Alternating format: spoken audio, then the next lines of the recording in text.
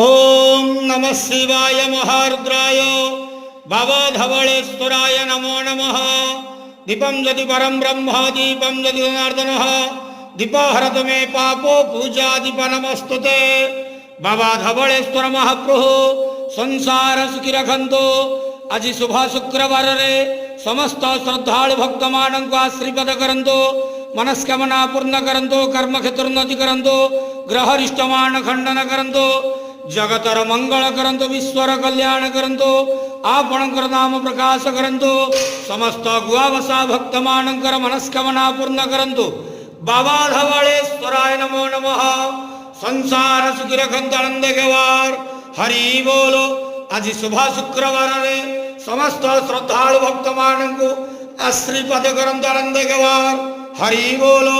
बाबा धवलेश्वराय नमो नमः। धवलेश्वराय नमो नमः।